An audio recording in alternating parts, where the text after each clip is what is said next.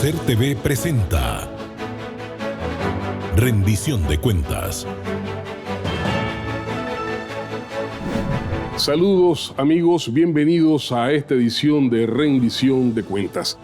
En este programa tendremos como siempre informaciones nacionales, internacionales y deportivas y como siempre nuestra entrevista de la semana. Hoy en Rendición de Cuentas tendremos los hechos que hicieron noticia esta semana.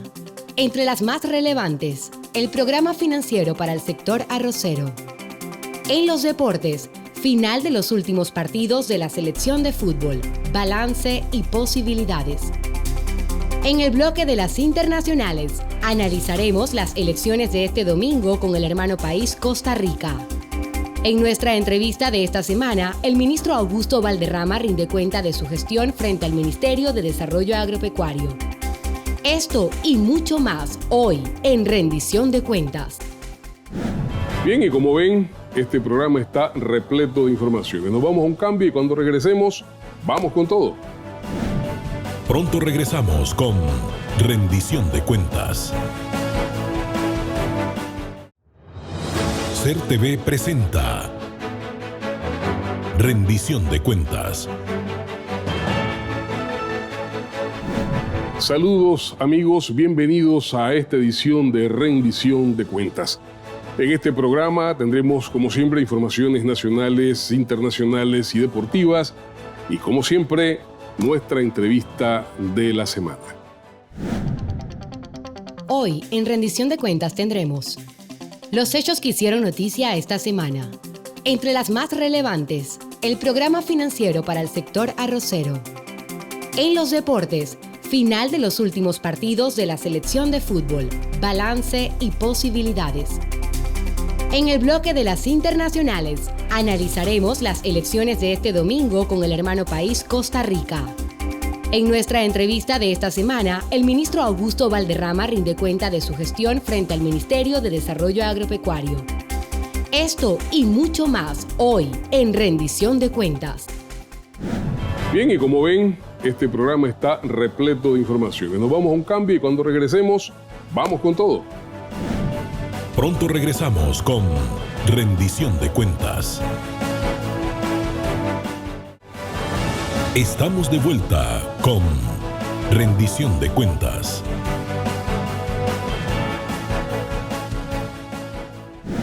Bien amigos, y vamos a entrar de lleno en nuestra edición de hoy de Rendición de Cuentas. Vamos con las noticias más importantes de la semana.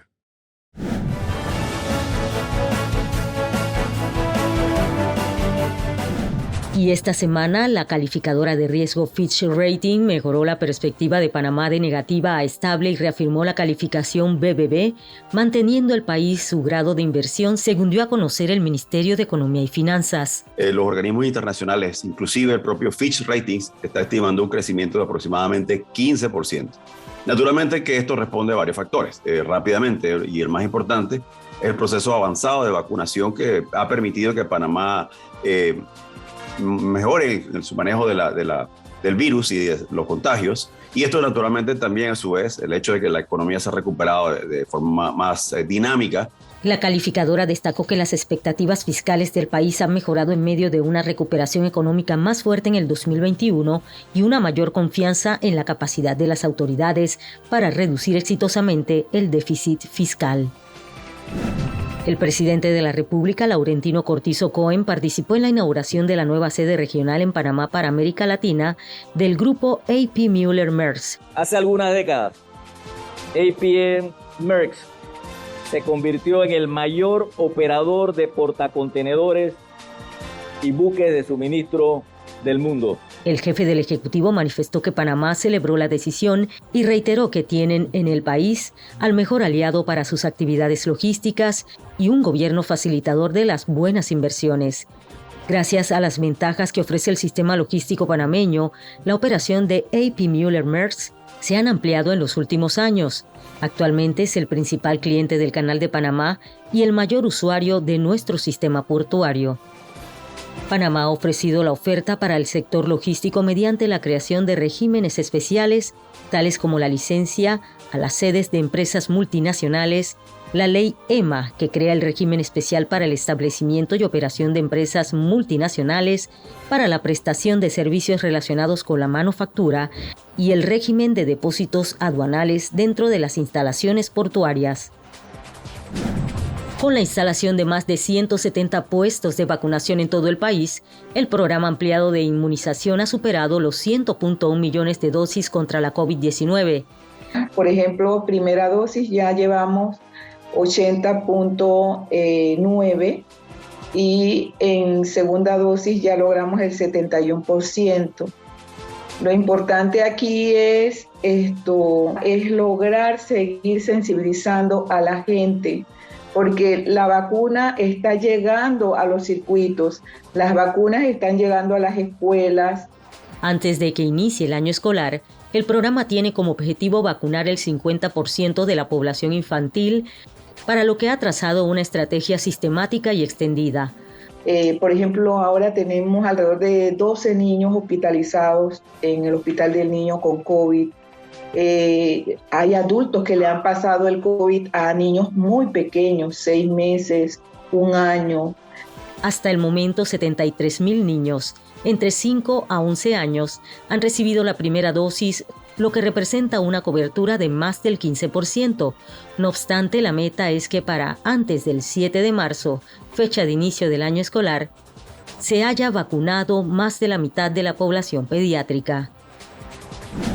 El presidente de la República, Laurentino Cortizo, participó en la inauguración de la sede de Pacífica Salud en Costa del Este, el segundo hospital que cuenta con instalaciones modernas, además de la mejor tecnología en equipos médicos, tras una inversión que supera los 50 millones de balboas. El presidente Cortizo agradeció la oportunidad que brinda este nuevo hospital al contribuir en la lucha contra la pandemia, al ofrecer los servicios de pruebas y vacunación, además de crear 1,000 nuevas plazas de trabajo directas y 540 empleos indirectos para los panameños.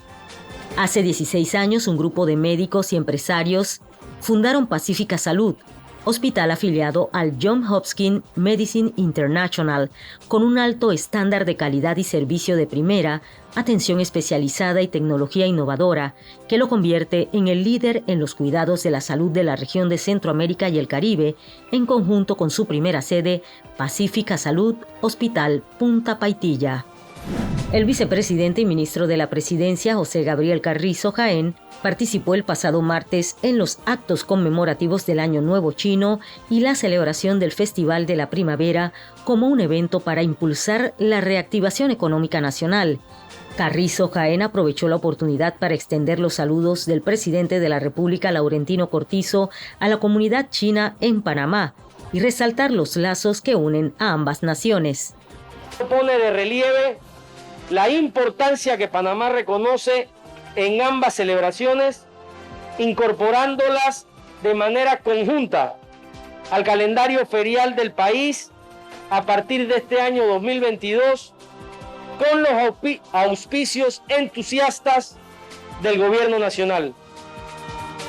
Estas celebraciones tendrán lugar en varios puntos de la República, a través de las asociaciones chinas presentes en todo lo extenso de la geografía panameña.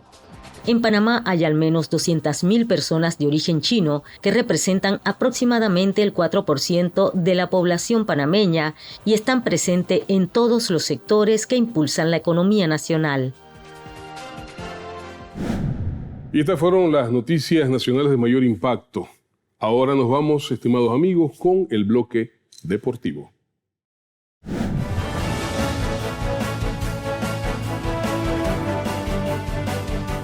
¿Qué tal, amigos? Saludos todos, buenas noches. Rommel Martínez Franco les saluda. En el tema deportivo, lo más trascendental, las eliminatorias mundialistas rumbo a Qatar. Definitivamente que dolió mucho esa derrota contra Costa Rica en uno de los duelos trascendentales de esta fecha que se disputa todavía y que nos apunta hacia Qatar. La esperanza continúa. A pesar de la derrota, nuestra selección se mantiene en el 4º lugar. La diferencia es prácticamente mínima porque son 2 puntos, pero lo importante es que dependemos de nosotros mismos para buscar por lo menos ese 4º lugar del repechaje. Este domingo Panamá va contra la selección de Jamaica y el día miércoles contra México. Costa Rica, por su lado, tiene que viajar al Estadio Azteca para enfrentar a México y cierra esta jornada contra Jamaica en Kingston. Significa que Panamá puede tener cierta ventaja para mantener esa situación del cuarto lugar.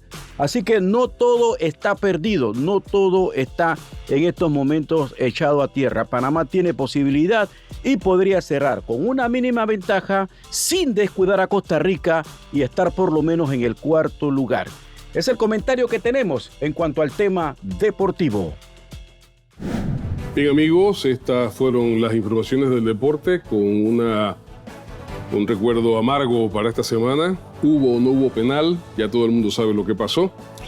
Así que, bien, después de esto vamos a las internacionales con una interesante entrevista. Recuerden que el próximo domingo, mañana, son las elecciones de Costa Rica y tenemos una interesante entrevista. Vamos al cambio y ya estamos de vuelta.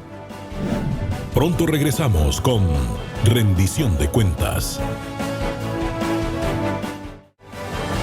Estamos de vuelta con Rendición de Cuentas.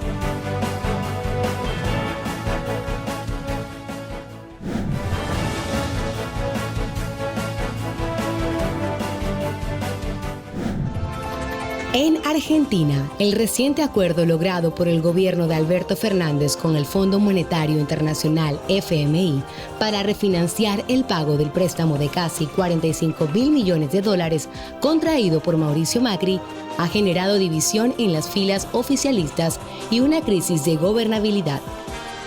Máximo Kirchner, jefe del bloque del Frente de Todos en la Cámara de Diputados e hijo de los expresidentes Néstor Kirchner y Cristina Fernández, presentó la noche de este lunes su renuncia al liderazgo de los legisladores oficialistas por las diferencias en el trato cerrado con el fondo. Hay un punto en el que tengo que tomar las decisiones y tengo que resolverlo. Estoy convencido de que tomamos el mejor camino, ha respondido Alberto Fernández tras recordar que el presidente soy yo. En Brasil, la Policía Federal de Brasil concluyó que el presidente Jair Bolsonaro incurrió en un delito al divulgar unos informes secretos para desacreditar al sistema electoral del país, pero dejó una posible acusación en manos de la Fiscalía General. Según un documento remitido este miércoles a la Corte Suprema, que investiga el asunto, la divulgación de esos documentos sobre unos ya desmentidos fraudes en las elecciones del 2018 tuvo como propósito la difusión de información reconocidamente falsa, con repercusión dañosa para la administración pública. En Estados Unidos, el presidente Joe Biden aprobó formalmente el despliegue de 3.000 soldados de Estados Unidos en Polonia, Alemania y Rumania. Según anunció el Pentágono este miércoles, se trata de una medida que busca fortalecer a los países de la OTAN en Europa del Este ante las decenas de miles de tropas rusas que se han acumulado a lo largo de la frontera con Ucrania. También en Estados Unidos, el expresidente Donald Trump asegura que su país se está yendo al infierno bajo la administración de Joe Biden. Nuestra nación va mal. Si sigue así, dentro de poco no tendremos país, agregó. Y señaló que entre los motivos del supuesto declive estadounidense, enumeró la mala gestión de la pandemia del COVID-19, la crisis en Ucrania, la galopante inflación en la economía norteamericana y la vergüenza militar en Afganistán. En Colombia, se anuncia que el Papa Francisco recibirá en el Vaticano al precandidato presidencial del Pacto Histórico, Gustavo Petro, en el contexto de una gira que realizará por Europa el político de izquierda.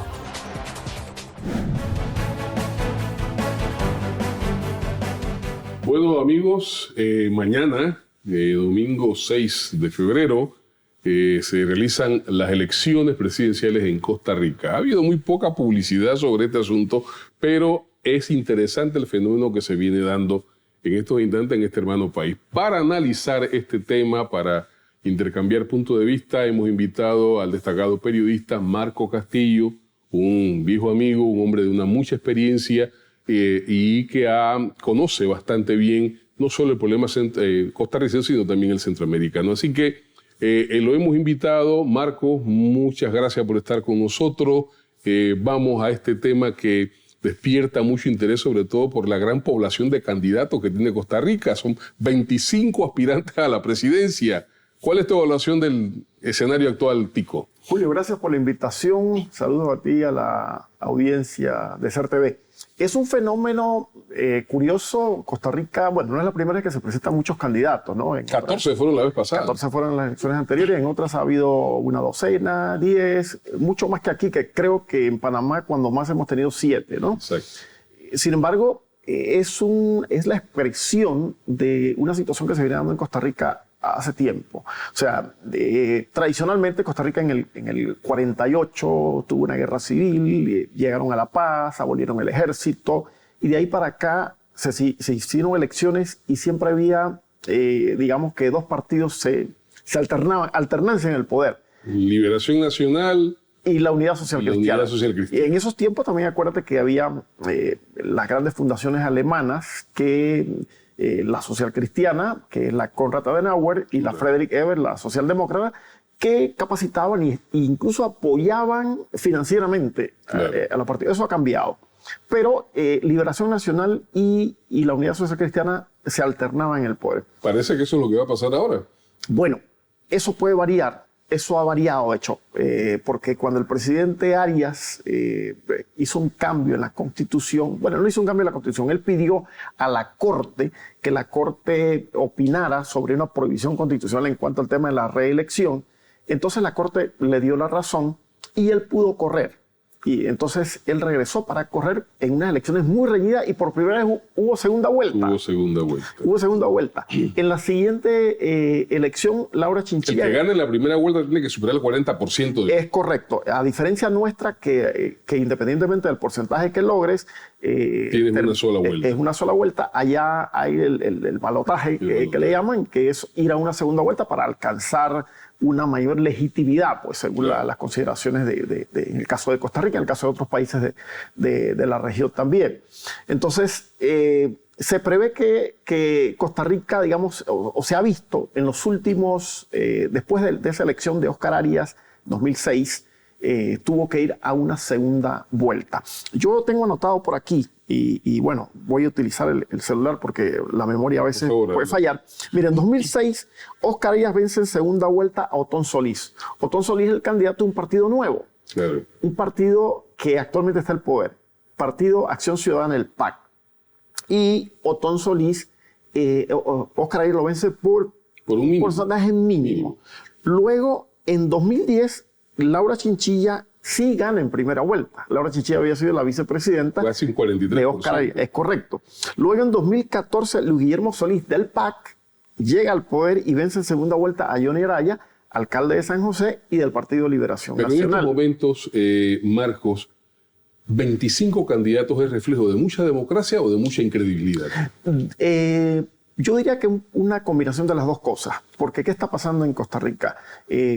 Como ves, ya se da el cambio a partir de 2006, surge un partido nuevo que le disputa el liderazgo y esto se da con la crisis que se dio en Costa Rica, con la detención de dos presidentes justamente del Partido Unidad Social Cristiana. Eso hace que en uno de los otros partidos baje. Claro. Liberación más o menos se mantiene, pero hay sus cuestionamientos también. Claro. Entonces, ¿qué pasa? En Costa Rica, a diferencia nuestra, hay partidos, digamos, no te piden tantos requisitos para tú formar un partido político. Claro. Aquí se pide muchísimo. Es más flexible. Ahí es más flexible, entonces hay muchos más partidos. Pero además, Julio, un fenómeno que me parece interesante y que creo que puede ser, y en eso Costa Rica puede ser un referente para nosotros, con todo este tema y la polémica que ha surgido con el tema de la descentralización. Claro. Y las municipalidades, es que allá hay partidos municipalistas. O partidos cantonales, más locales.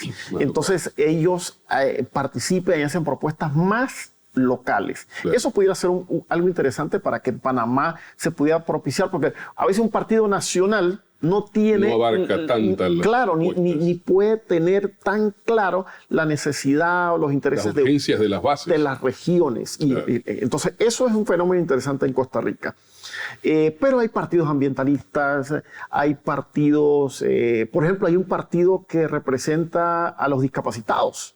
Mira. Tiene presencia en la Asamblea y tiene un candidato presidencial. Claro. Eso no lo vemos aquí. Entonces, esas facilidades que presenta la democracia tica, por un lado, y por otro lado... Puede prohijar esta cantidad de candidatos. Claro, por otro lado son las opciones que se presentan frente a el desgaste de los partidos tradicionales. José María Figueres o Linet Saborío, ¿a cuál ves ganando? Mira, en primera vuelta, porque yo pienso que Figueres tiene más posibilidades. En la última encuesta que publicó la Aunque no ha rebasado el 18%. No, esto es el fenómeno que se da en Costa Rica, y por eso te decía, en el 2006 Oscar Arias fue a segunda vuelta, 2010 Laura Chinchilla no fue, pero... Puede haber una segunda vuelta en este 2014 y 2020 sí hubo segunda vuelta. Entonces, es muy probable que en esta lo haya. Ahora, ¿qué sucede? En la última encuesta, si bien Figueres no llega al 20%, Linet Saborío está por el 12%, bajó un poco y estaba por el 16%. Fabricio Alvarado. El candidato de los evangélicos. El pastor evangélico Fabricio Alvarado, que fue a la segunda vuelta con el actual presidente Carlos Alvarado, y bajó un poco, estaba como en el 12, está ahora en el 10.3. Rodrigo Chávez, que es un fenómeno, porque él era un señor que ha vivido casi toda la vida en Estados Unidos. Fuera del país. Lo llamó el caso Chile. Correcto, muy parecido al caso de Chile. Regresa a Costa Rica porque el actual presidente Carlos Alvarado lo llama. Y lo invita a formar parte de su gabinete. En el medio camino se pelean y ahora funda un partido. Y es candidato. Y se lanza, pero está marcando bien en la izquierda está en quinto lugar, a diferencia de lo que ha pasado en las últimas elecciones. Sí, la izquierda tica es representada por el Frente Amplio, ¿verdad? De José María Vialto, un diputado muy respetado en Costa Rica, está marcando 7.5% en esa última encuesta. Y hay otro candidato que digamos, yo lo pondría en este grupo de los probables candidatos, y te explico por qué. Eliezer Fensay, que es liberal progresista o libertario, ¿no? Tiene 5.7. ¿Por qué digo esto? En las últimas elecciones hasta donde ha habido segunda vuelta, y yo me remito a la elección de el candidato Luis Guillermo Solís en 2014, él estaba como de quinto y terminó el primero. Luego entonces el votante tico puede dar sorpresas. Totalmente.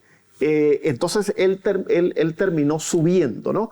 Lo mismo pasó con el actual presidente, el Carlos Alvarado. Carlos Alvarado estaba, y por el desgaste, porque era el candidato oficialista, por el desgaste del gobierno de Solís, él estaba cuarto, quinto por allá, y termina segundo en la primera vuelta. Y luego en la segunda vuelta le gana ampliamente al candidato Fabricio Alvarado, que había terminado primero. Entonces, hay un dato interesante, Julio, que lo hablábamos aquí antes del programa. 32%. El abstencionismo. De gente indecisa. O sea, gente que en la encuesta... Cuando y me llama la atención que muchas son, en su mayoría, mujeres. Evidentemente, la mujer tica es bastante crítica, bastante participativa. Allá se ha subido mucho. Bueno, hay candidatas mujeres, no solamente la Saborío. Claro. Hay 3 candidatas más. Solo que, claro, no tiene, son partidos pequeños y no están marcando tan fuerte en las encuestas, pero tienen una representación. ¿Cuáles son los temas que dominan el debate? Es curioso, no hay un tema como la elección pasada que se polarizó. La elección pasada, si recuerdas, Julio, el tema religioso, el tema luego que hubo un dictamen de la Corte Interamericana de Derechos Humanos sobre el tema del matrimonio igualitario. Exacto. Allí se polarizó. Pero la discusión del aborto en estos momentos pareciera que ronda un poco el debate. Sí, bueno, es el que lo ha traído nuevamente también el pastor evangélico, pero también es un tema superado, digamos, porque en Costa Rica ya el matrimonio igualitario se legalizó, ¿no? Sí, ya está formal.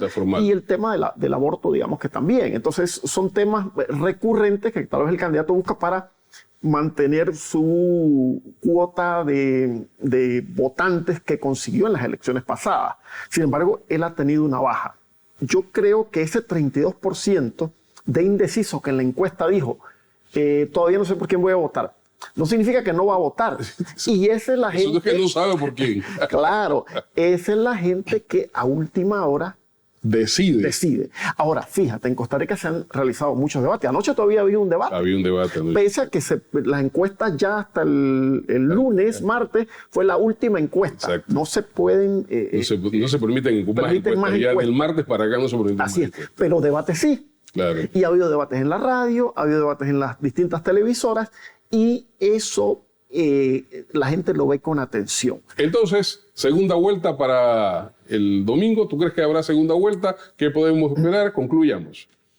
La mayoría de los entendidos, la mayoría de las encuestas, según los números que vemos, apuntan a una segunda vuelta, que no sería sorpresa porque en las dos últimas elecciones precedentes ha habido. Pronosticar, bueno, yo diría muy probable que José María Figueres, por tener un partido organizado como Liberación Nacional, gane la primera haber sido el presidente, hijo de un caudillo, claro, es el que saque mayor cantidad de votos. ¿Quién será el que le disputa la segunda vuelta? Es ahí la incógnita.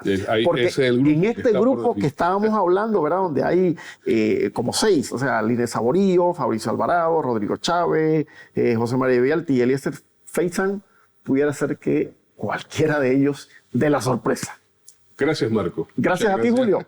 Gracias. Hemos tenido a Marco Castillo en un interesante análisis sobre la situación de Costa Rica. Mañana, recuerden, van las elecciones. Nos vamos a un cambio y estamos de regreso. Pronto regresamos con Rendición de Cuentas. Estamos de vuelta con Rendición de Cuentas.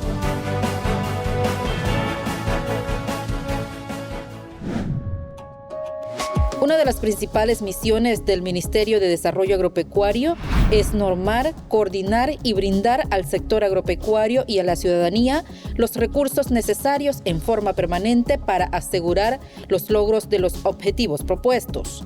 Bajo la administración del ministro Augusto Valderrama y el gobierno en curso, una de sus principales prioridades han sido los productores, a quienes se les ha brindado soluciones a sus necesidades mediante programas y proyectos para potenciar el desarrollo del país y garantizar la seguridad alimentaria de los panameños.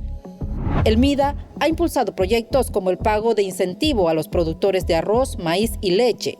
Con los pagos de estas compensaciones, se garantiza que los productores no se vean afectados y continúen incrementando la producción de estos importantes rubros en todo el país.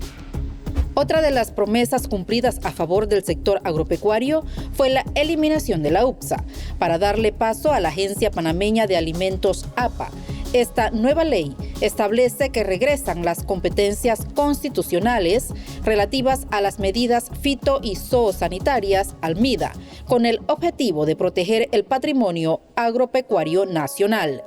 Bajo la administración del gobierno en curso, el Ministerio de Desarrollo Agropecuario ha impulsado varios programas importantes para el sector agro, entre ellos un mejor semental, con el fin de seguir fortaleciendo el pie de cría de hato panameño, en el cual se pone a disposición de los productores animales de raza pura de carne y leche, y con esta iniciativa se han beneficiado unos 1.165 productores.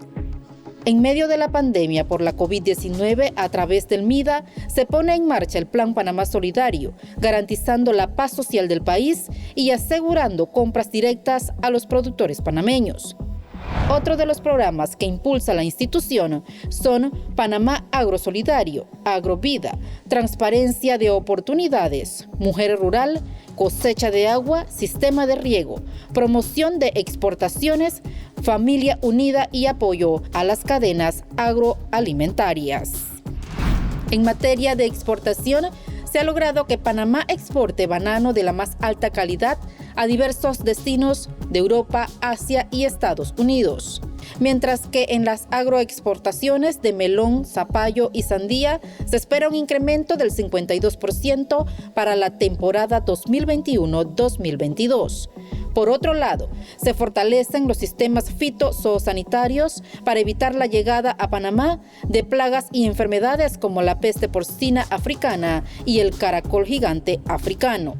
Entre los principales retos del MIDA se contempla lograr la seguridad alimentaria del país y contribuir a la disminución del costo de la canasta básica de alimentos, elevando la calidad de vida de la población rural y contar con un sector agropecuario competitivo.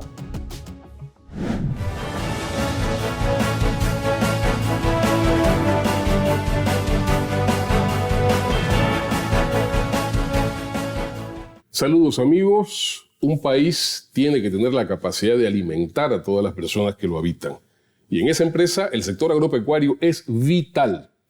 Hoy tenemos como invitado en rendición de cuentas al ministro de Desarrollo Agropecuario, Augusto Valderrama, con quien vamos a conversar precisamente sobre este tema. Ministro, el sector agropecuario panameño ha pasado en los últimos 10 años por unas situaciones muy asimétricas. ¿Cuál era la que tenía cuando usted llegó y qué es lo que hemos hecho hasta el momento? Primero, amigo y periodista Julio Bermúdez, quiero darte las gracias por ser el primer invitado en este programa que inicia con un gran nombre, rendición de cuentas. Yo creo que en este país eso hace falta, no solamente a los funcionarios del sector público, sino a todo el país. La empresa privada, el padre de familia, la sociedad civil, todos tenemos que rendir cuentas. La transparencia tiene que reinar para ser un país mucho más democrático, mucho más justo y sobre todo mucho más encaminado hacia el desarrollo social integral. Sí, mira, el sector agropecuario panameño ha pasado por momentos muy difíciles. Nosotros como país desde la época colonial nos insertamos al mundo de las naciones más bien por la vía de servicios. A través del camino de cruces, el Nombre de Dios, Portobelo, Panamá se inició el proceso de conquista del Gran Perú y la vía de tránsito. Después fue el ferrocarril, posteriormente el Canal de Panamá, donde realmente ese sector tuvo un peso importante en el desarrollo y lo sigue teniendo. Y en torno a ella una economía de servicio. Así es. Entonces el sector agropecuario inició muy débil, con asentamientos en provincias centrales, en Chiriquí, etc. Y en 1958 todavía no llegamos al 1.000.000 de habitantes. ¿Qué pasa actualmente? Tenemos un sector terciario dinámico, importante, es la principal actividad económica del país, pero cada vez está más insertado a la alta tecnología y no genera empleos. Sí genera riqueza, pero no genera empleo. Vemos alrededor de las ciudades del canal, la Raiján, la 24 de diciembre. A veces la tendencia es al revés. Es al revés, de generar empleo. Genera riqueza, pero crea desempleo. Ahora hay mucho menos trabajadores en la portuaria que hace 15, 20 años. Exacto. La grande tecnología, etc. Ahora los buques de contenedores pasan con 16.000, 20.000 contenedores. Acabo de ver una noticia hoy que donde ya hay buques que van satelitalmente guiados sin tripulación. Exacto. Entonces, tenemos casos como Desde aquí Colón. usted puede saber en qué parte del mundo. Tenemos casos como Colón, donde el problema del desempleo al lado de los 3 más grandes puertos, la zona libre del canal, no lo ha podido resolver. ¿Qué pasa? El sector agropecuario se convierte en un sector de generador de empleo. Si bien es cierto, tiene el 2% del Producto Interno Bruto, tiene prácticamente más del 15% de la población. Y si sumamos el sector agroindustrial, que la mayoría es la transformación de alimentos, pasa. Entonces, este sector ha sido duramente golpeado en los últimos 20 años. Pero hay quienes creen que inclusive que precisamente por la vía de tránsito que tenemos, la mayor parte de los alimentos deben de ser importados y no desarrollar este sector. Bueno, hay una política establecida por algunos sectores donde dice que Panamá tiene que eliminar el sector agropecuario, convertirse en una nueva Singapur y todo trabajar del sector terciario. Pero eso equivaldría a que nos tenemos que alimentar desde afuera. Yo lo que te digo a ti, y se lo he dicho ahora a Covipa, está planteando situaciones. Antes de los tratados, 22 tratados firmados, nosotros exportábamos $1.200 millones en bienes. Después de esos 22 tratados, estamos exportando apenas $600 en productos, mucho, casi la mitad. Importamos 3.000 millones, hoy estamos importando 11.000 millones. Quiere decir que la apertura ha ido en contra de la generación de inversiones y productividad en el sector agropecuario, y el gran perdedor ha sido el sector agropecuario. Y también ha afectado al renglón de empleos. Ahora te pregunto yo, tenemos el caso de la leche. Aquí hubo una importación excesiva de leche, se bajaron los aranceles del queso cheddar, de la leche importada, se trae leche que no es leche, se subfacturan los productos, tenemos denuncia de subfacturaciones de productos que valen 80 centavos y los traen a 30. Tenemos demanda. Los productores fueron los afectados. Afectados. Tenemos casi 4.000 productores de leche grado C en provincias centrales. Hace 3 años estuvieron en la calle. Fueron detenidos, reprimidos, casi secuestran a un ministro porque la leche bajó de 50 a 32 centavos y tuvieron que botar la leche. Yo pregunto, ¿vamos a importar toda la leche más barata del resto del mundo? Le quitamos al país la capacidad de producir. Y los 4.000 productores de leche, ¿dónde me lo vas a poner a trabajar? ¿Van a venir a la ciudad a formar parte de las bandas, a formar parte del narcotráfico, a quedar en desempleo, a vivir sin agua, sin transporte? Sí, a crearle problemas al país en lugar de soluciones. Si dejamos de traer arroz, producir arroz, más de 3.000 productores, aquí se desbarató un sector que era autosuficiente en la producción de arroz. Se trajo arroz de Guyana y no bajó el precio a los productores y fue un negociado de un grupo minúsculo de importadores. Y lo peor era que en plena cosecha te ponían los barcos en cada puerto. Exactamente, y el arroz se bajaba. Entonces, ¿qué pasa? Nosotros tenemos que sobrevivir y coexistir en esta ciudad, en este país. Y tenemos que trabajar para los panameños.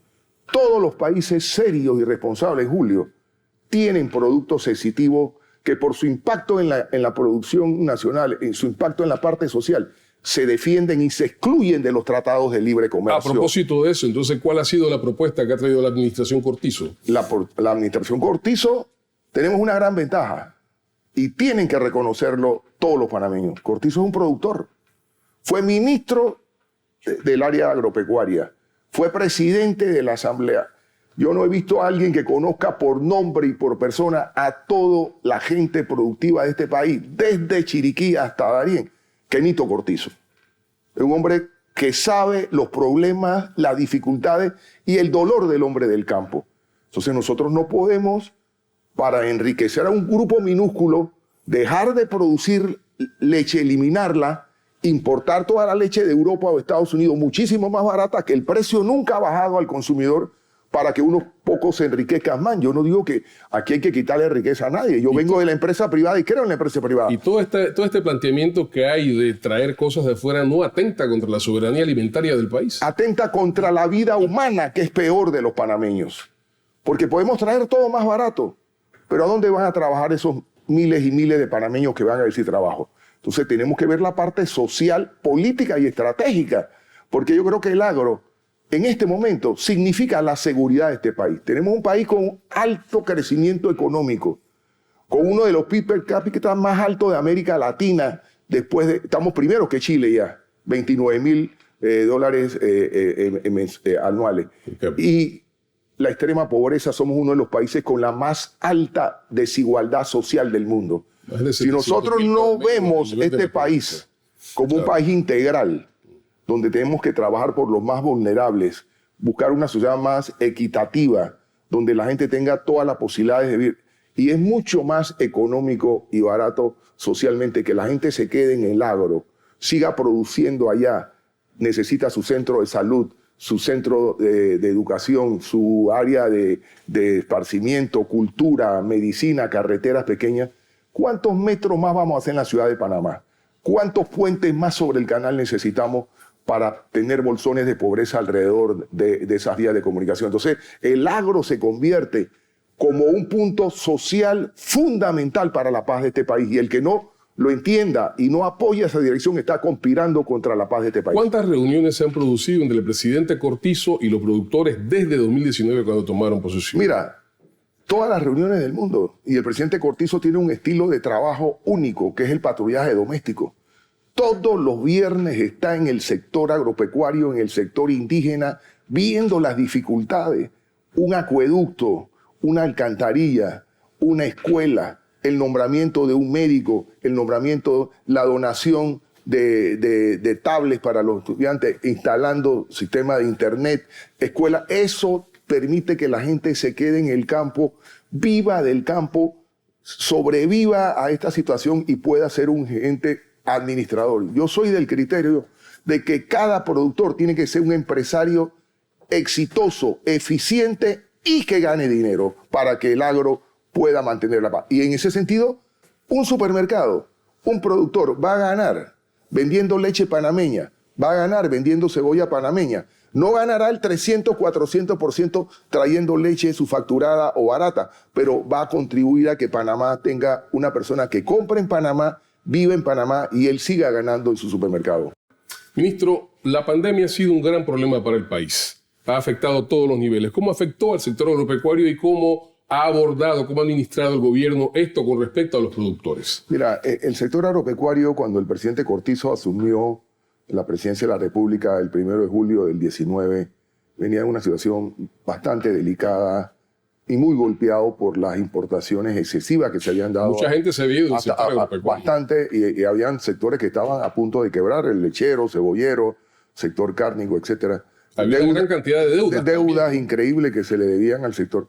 Mira, en los primeros meses hubo el ordenamiento de pagar esos 50 millones y tomar el primer gabinete del presidente Cortizo, se hizo en el Instituto Nacional de Agricultura en Divisa, tomando medidas y dando un mensaje claro al país que el sector agropecuario iba a estar dentro de las prioridades del presidente Cortizo junto a la educación. Uno, importante, se eliminó la ley de la UPSA, que era una ley que había permitido la autopista de las importaciones y destrozado el sector agropecuario. Se aprobó la ley para devolver los dineros del FESI que se le habían quitado mezquinamente al agro para dárselo a otros sectores menos importantes del punto de vista social. Desprotegido quedó el sector. Y en esos primeros 6 meses pudimos, lo más importante para mí, Julio, fue recobrar la confianza del productor nacional que sintió que había un gobierno que tenía realmente el interés de defenderlo, protegerlo y apoyarlo. Al llegar la pandemia, esa mentalidad positiva del productor ya había tenido un efecto importante en la recuperación y el inicio del proceso de recortar todos los defectos que tenía el sector, y logró en la pandemia que el sector agropecuario, y tengo que reconocerlo aquí públicamente, y lo he hecho miles de veces y lo haré, la gran resiliencia de los productores panameños. Se pusieron los pantalones largos en medio de la pandemia. Prácticamente alimentaron a Panamá solidario. A mí me preguntaban, el señor presidente, Augusto, ¿va a haber comida? ¿Dónde están los fertilizantes, los insecticidas, las semillas? Nos reunimos con los productores y con la Asociación de Importadores e hicimos un plan nacional para no desabastecer este país. Y este país fue uno de los pocos que en el mundo no faltó una sola onza de comida en toda la pandemia, pese a las dificultades de transporte, los cercos, la falta de personal. El sector agropecuario se puso las pilas. ¿Y hubo crecimiento económico? Adicional, se suspendieron las importaciones de arroz de Guyana. Aquí no entra una onza de arroz por desabastecimiento que no sea aprobada por la cadena agroalimentaria. Se suspendieron las importaciones de cebolla de Europa que no cumplían con las medidas fitosanitarias. Hoy tenemos más de 15.000 hectáreas de arroz sembrada y tenemos 2 años que no importamos arroz. Cebolla, 1.000 hectáreas más. La leche ha incrementado. Hemos aumentado en 75% las exportaciones de cucupetácea a Europa en medio de la pandemia y seguimos creciendo. ¿Qué hay para este año? Bueno, mira, para este año el reto fundamental del sector agropecuario es la gran inflación a nivel mundial. Esta pandemia, de abastecimiento. Esta pandemia ha afectado la línea de transporte marítimo.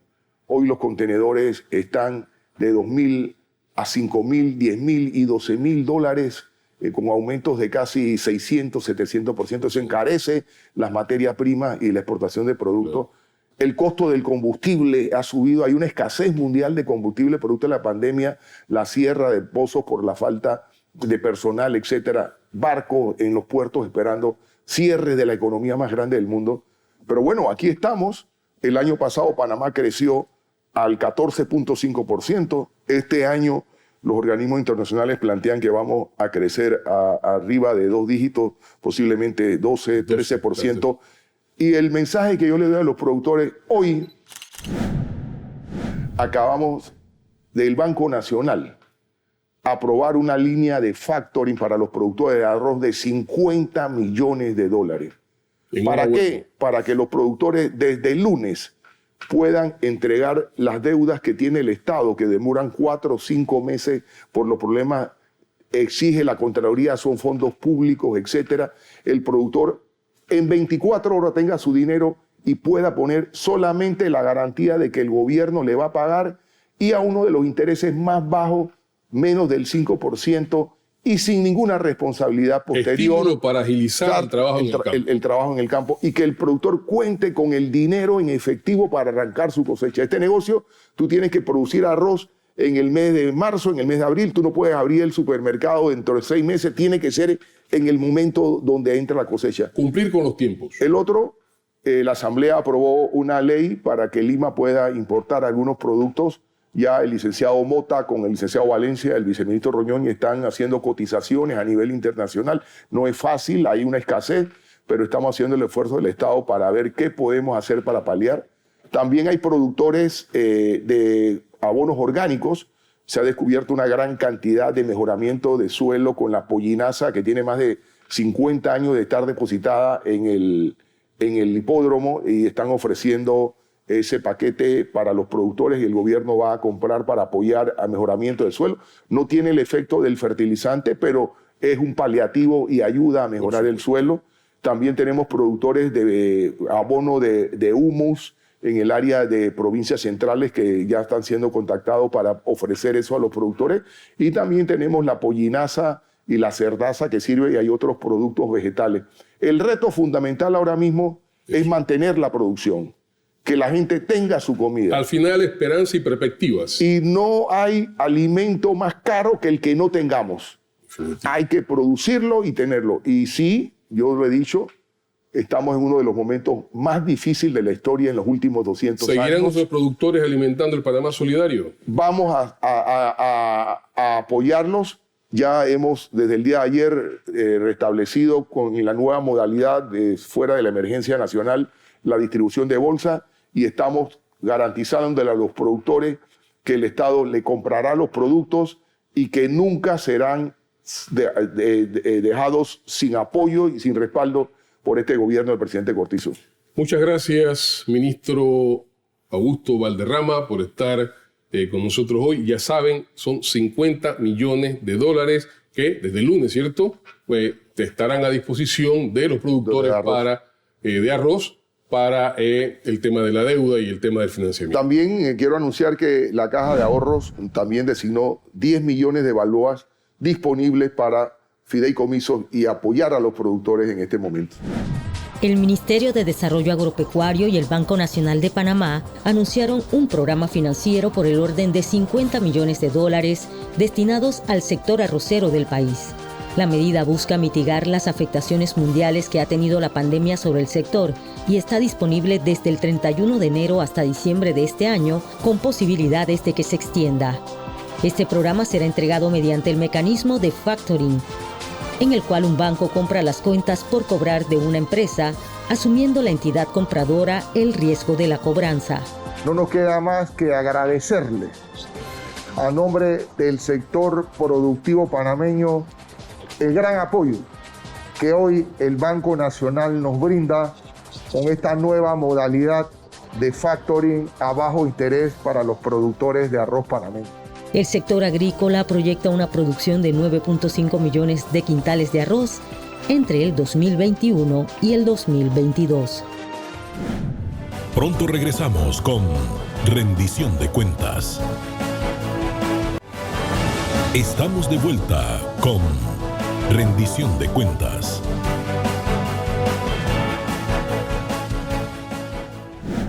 Bien, amigos, y esto fue Rendición de Cuentas esta semana, como han visto, cargada de noticias. Y antes de despedirme, quiero hacer 2 anuncios. El primero, nuestras felicitaciones a Giselle González Villarrúa, nuestra directora general, que ha sido escogida por la Asociación de Mujeres Audiovisuales como la Mujer del Año 2021. Giselle, nuestro abrazo, y es un reconocimiento altamente merecido.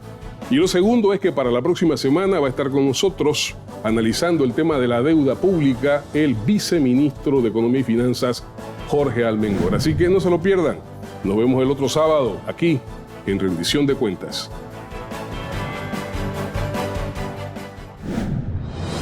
Conocer TV presentó Rendición de Cuentas.